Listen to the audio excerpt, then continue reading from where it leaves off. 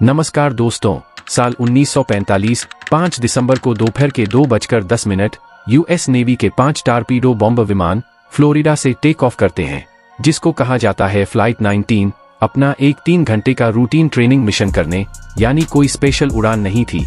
इन जहाज़ों ने अपनी रेगुलर ट्रेनिंग मिशन कंडक्ट करने के लिए उड़ान भरी थी।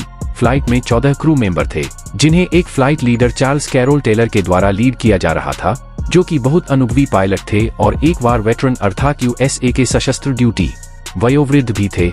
ये पांचों प्लेन एक रूटीन वे में फ्लोरिडा से ईस्ट डायरेक्शन में उड़ान भरते हैं।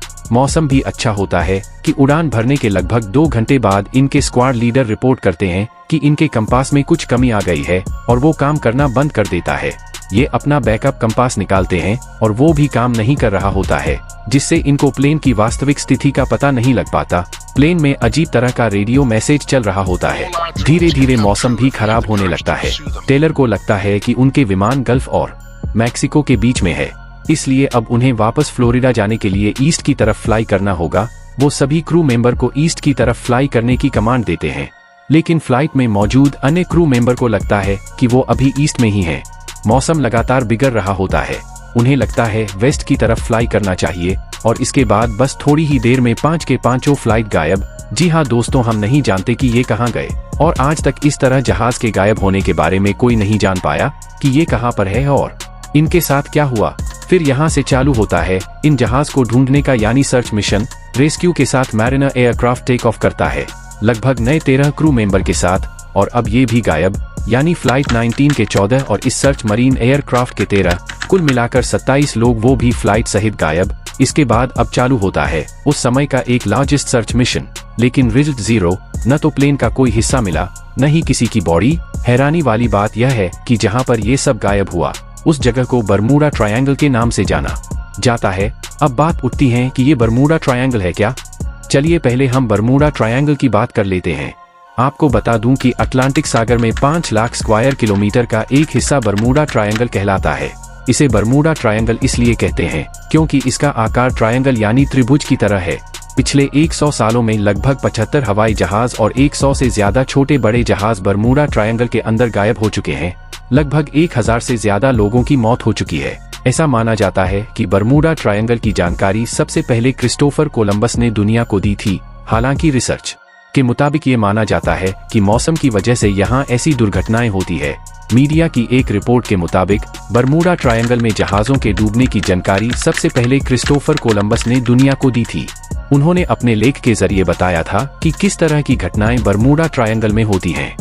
आपको बता दें कि बरमूडा ट्रायंगल बरमूडा के पास उत्तरी अटलांटिक महासागर का एक क्षेत्र है, जहां पिछले कुछ सालों में कई जहाज गायब हो गए हैं। मीडिया रिपोर्ट के मुताबिक जहाज गायब होने को लेकर कुछ लोगों का कहना है कि यहाँ एक भंवर बनता है, जबकि अन्य का सुझाव है कि जहाजों के गायब होने के लिए एलियंस जिम्मेदार हो सकते हैं। और कुछ लोग तो इसे टाइम ट्रैवल यानी समय यात्रा मानते हैं। टाइम ट्रैवल ऐसी चीज है जिसके बारे में लोगों को जितनी कम जानकारी है, उतना ही ज्यादा वे उसके बारे में जानना चाहते हैं। अब एक्सपर्ट ने दावा किया है कि चट्टानें इस रहस्य को सुलझा सकती हैं। चैनल 5 की documentary secrets of the Bermuda triangle में बोलते हुए एक मिनरल्स एक्सपर्ट निक हचिंग्स ने बताया कि बरमूडा मूल रूप से एक समुद्री पर्वत है। यह पानी के नीचे का ज्वालामुखी है जो 30 मिलियन साल पहले सक्रिय था, लेकिन यह अब नष्ट हो चुका है। क्या आप जानते हैं, बरमूडा ट्रायंगल को डेविल्स ट्रायंगल के नाम से भी जाना जाता है। बरमूडा उत्तर अटलांटिक महासागर में स्थित ब्रिटेन का प्रवासी क्षेत्र है। बता दें कि संयुक्त राष्ट्र के नवीनतम अनुमान के आधार पर बरमूडा की वर्तमान जनसंख्या 63,977 है। बरमूडा की जनसंख्या विश्व की कुल जनसंख्या के 0.0008% के बराबर है। चैनल 5 की documentary secrets of the Bermuda triangle में बोलते हुए निक हचिंग्स कहते हैं कि हमारे पास उसके नमूने हैं जिनमें मैग्नेटाइट है। यह धरती पर नेचुरली पाया जाना वाला सबसे अधिक चुंबकीय पदार्थ है। हचिंग्स आगे कहते हैं कि चट्टानों के टुकड़ों और एक कंपास को लेकर हमने एक प्रयोग किया। जब चट्टान के टुकड़ों को समतल सतह पर रखा गया और उस पर कंपास घुमाया गया तो उसकी सुई बहुत तेजी के साथ घूमने लगी। ऐसा इस तथ्य के कारण है कि चट्टानों में मैग्नेटाइट है। बरमूडा ट्रायंगल लंबे समय से एक रहस्य बना हुआ है। कई रिसर्च के बाद भी वैज्ञानिक इसके रहस्य का पता नहीं लगा पाए हैं।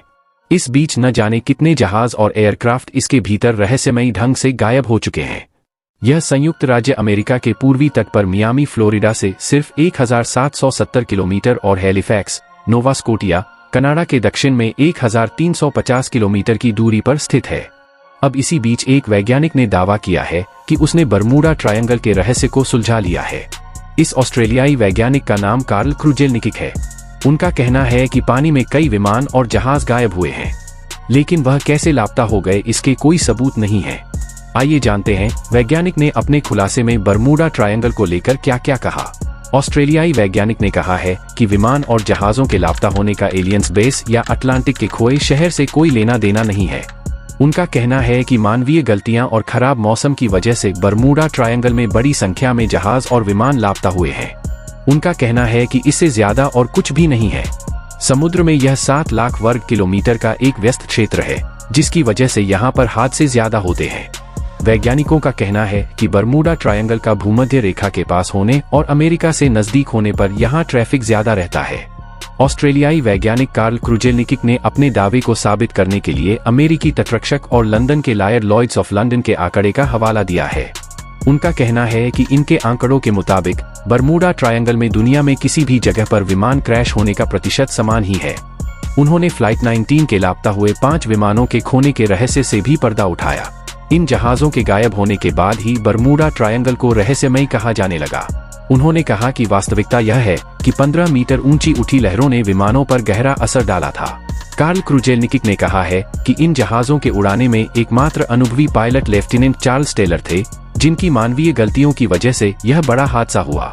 उनका कहना है कि गहरे पानी में विमानों का मलबा मिलना कठिन होता है, जिसकी वजह से लापता विमानों के कोई सबूत नहीं मिलते हैं।